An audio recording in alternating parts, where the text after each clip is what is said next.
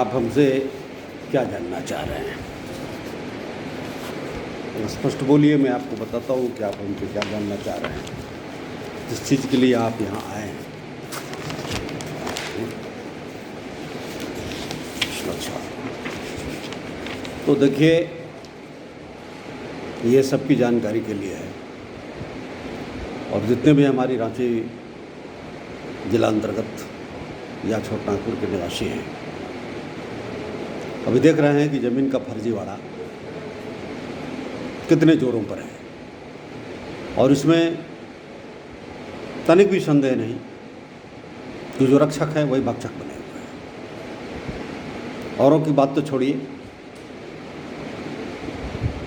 परेशान सभी लोग हैं, लेकिन कांके अंचल अपने चरम सीमा पर है। भ्रष्टाचार का आलम थमने का नाम नहीं ले रहा है। और इसकी लपेट में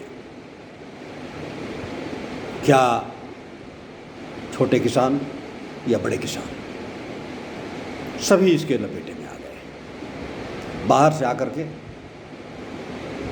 भभू माफिया, जमीन लुटेरे, दुष्कर्मी, ये सारे लोग ये निकेन प्रकारेण यहाँ के लोगों को दिग्भ्रमित करके उसको लूट खाने के लिए तैयार है। और इसकी परिधि में हम भी आ गए। हमने खुद ग्राम होचर, मौजा होचर, अंचल कांके, थाना कांके, खाता संख्या 1, मजीस मालिक महाराजा प्रताप उदयनाथ सहदेव की ज़मीन है।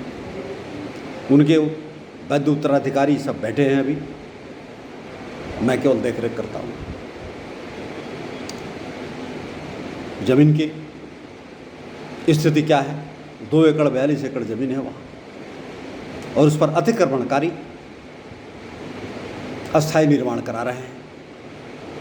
इसको देखते हुए हमने न्यायालय अनुमंडल पदाधिकारी सदर रांची के यहाँ वाद संख्या M-1263/2026 23/4/26 को दायर किया।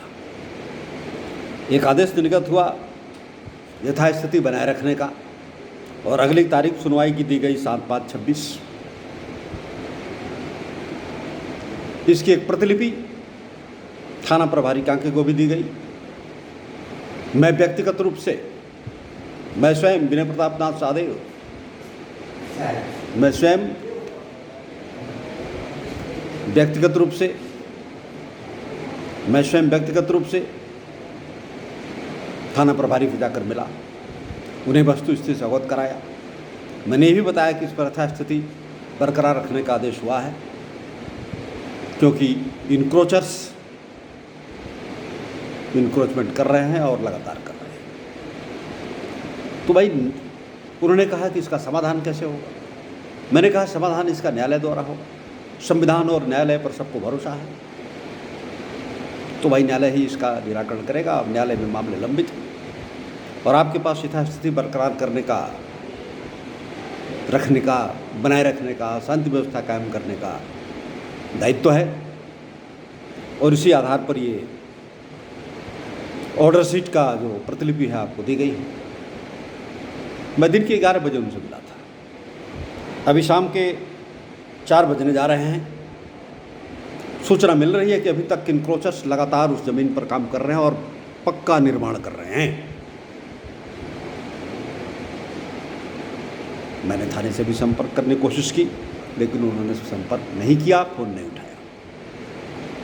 माननीय अनुमंडल पदाधिकारी रांची, इन्होंने फ़ोन उठाया, बात भी किया, और बड़ा शालीन तरीके से उन्होंने दिशा निर्देश भी दिया, जिसका मैं पालन करूँगा। एक आवेदन उन्होंने मांगा है ऑर्डर शीट के साथ, जो मैं उनके कार्यालय में संलग्न कर रहा हूँ। लेकिन सवाल ये उठता है कि जब इनक्रोचर इनक्रोचमेंट कर रहे हैं, हैलोजन लाइट लगाकर काम कर रहे हैं, तो उसे तत्काल रोके जाने की ज़रूरत है, न कि लिखा पढ़ी चिट्ठी पत्री। ये तो फिर वही भ्रष्टाचार को बढ़ावा देने की बात है। वजह मुझे पता नहीं ऐसा क्यों हो रहा है। गलत ना मुझे ज़रूर पता है कि भ्रष्टाचार में आकंठ डूबे हैं।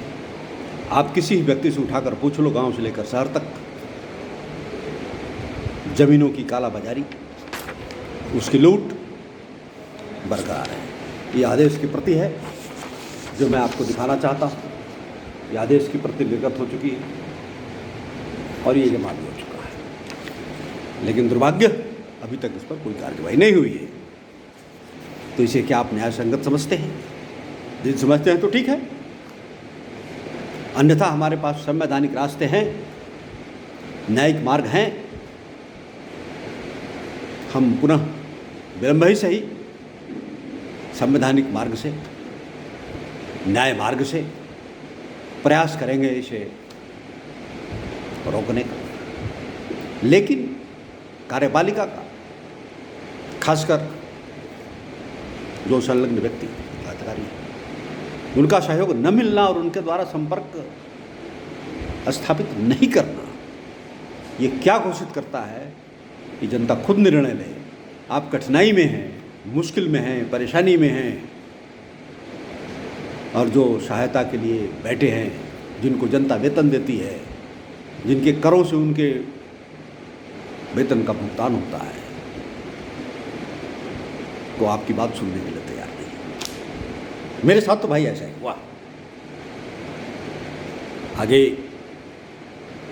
ईश्वर की मर्जी होगी तो न्याय होगा, मुझे इस पर भरोसा है। धन्यवाद, प्रणाम।